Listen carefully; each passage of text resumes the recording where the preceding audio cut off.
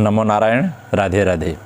श्रीमद् भगवद गीता के द्वितीय अध्याय जो सांख्य योग है के 33वें श्लोक की चर्चा में भगवान अर्जुन से कहते हैं कि हे अर्जुन, अथ चेत्त्वमिमं धर्म्यं संग्रामं न करिष्यसि ततः धर स्वधर्म कृतिं च हित्वा पापमवाप्स्यसि।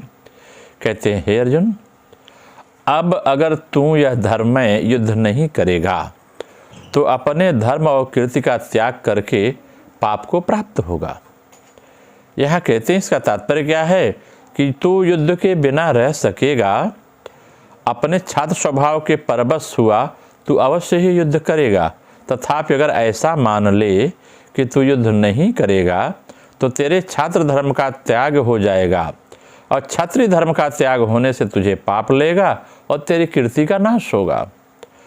आपसे आप प्राप्त हुए धर्म रूप कर्तव्य का त्याग करके तू क्या करेगा? अपने धर्म का त्याग करने से तुझे पर धर्म स्वीकार करना पड़ेगा, जिससे तुझे पाप लेगा। अगर व्यक्ति जो आजकल धर्म परिवर्तन कर रहे हैं उन्हें बड़ा पाप लगता है, क्योंकि परमात्मा ने व्यक्ति का जन्म ऐसे कुल में दिया है, इसका मतलब उसे उसी धर्म का पालन करना है। अन्य धर्म में जाने से उसका समूल पुण्य नष्ट हो जाता है। युद्ध का त्याग करने से दूसरे लोग ऐसा मानेंगे कि अर्जुन जैसा सूरवीर भी मरने से भयभीत हो गया, इससे तुम्हारी जो कीर्ति है उसका नाश हो जाता है।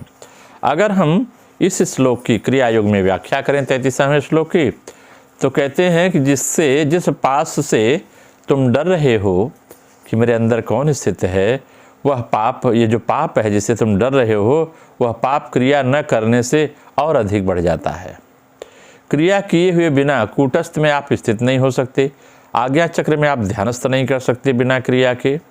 और कूटस्थ में मतलब आज्ञा चक्र में स्थिर न होने से मन विषय भोगों की ओर दौड़ता है। देखते हैं लोग, कुछ लोग कहते हैं महाराज मैं बड़ी पूजा पाठ करता, मेरा मन स्थिर नहीं रहता, क्योंकि मन स्थिर साधना से होगा।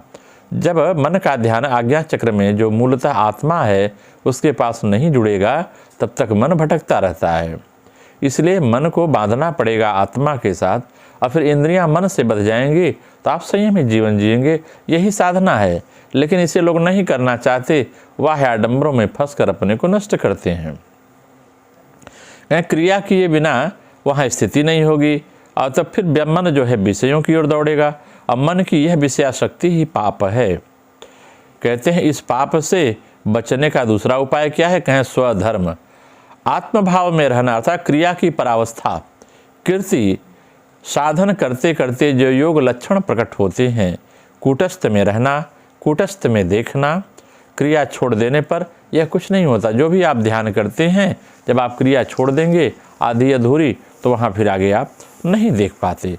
इसीलिए भगवान कहते हैं अगर तुम छोड़ देते हो अपना कर्म, फिर तुम्हारी अपकीर्ति फैलेगी, मतलब जहाँ शुरू किए थे फिर वह समय नष्ट हो जाता है।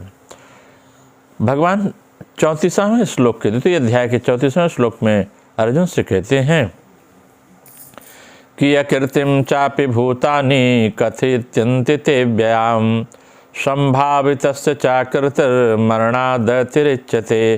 कहते हैं सब प्राणी भी तेरी सदा रहने वाली अपकीर्ति का कथन कहेंगे, अर्थात निंदा करेंगे। अरे अर्जुन बड़ा वीर था, लेकिन देखिए रणभूमि से भाग गया।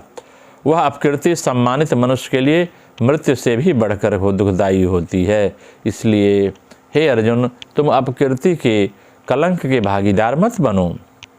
अकीर्ति चापि भूतानि कथित्यन्ति ते व्ययाम, इसका भावार्थ निकलता है कि मनुष्य, देवता, यक्ष, राक्षस, जिस प्राणियों का तेरे साथ कोई भी संबंध नहीं है, अर्थात जिनकी तेरे साथ न मित्रता है न शत्रुता है, ऐसे साधारण व्यक्ति भी तेरी अपकीर्ति अपयश का कथन कहेंगे। देखो अर्जुन कैसा भीरु था, अपने क्षत्रिय धर्म से विमुख हो गया था। वह कितना सूरवीर था, महान तेजस्वी था, गांडीवधारी था, पर युद्ध के मौके पर उसकी कायरता प्रकट हो गई, जिसका कि दूसरों को भी पता ही नहीं था। आदि आदि उलहना लोग देंगे। संसार की दृष्टि में श्रेष्ठ माना जाता है व्यक्ति। हे अर्जुन, तुम श्रेष्ठ माने जाते हो, जिसको लोग बड़ी ऊंची ऊंची दृष्टि से देखते हैं। ऐसे मनुष्य की जब अपकीर्ति फैलती है, तब वह अपकीर्ति उसके लिए मरने से भी अधिक कष्टदायी होती है। कारण कि मरने में तो आयु समाप्त हुई है, उससे कोई अपराध तो नहीं किया है, परंतु अपकीर्ति होने पर तो वह खुद धर्म मर्यादा से, कर्तव्य से च्युत हुआ है।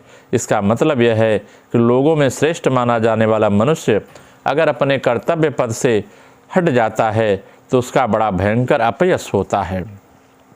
अगर इन शब्दों की हम क्रिया योग के माध्यम से व्याख्या करें तो बात स्पष्ट होती है कि अर्जुन के कारण ही भगवान ने यह बात कही, क्योंकि अर्जुन ने तो अपनी प्रथम साधना आरंभ ही नहीं किया था।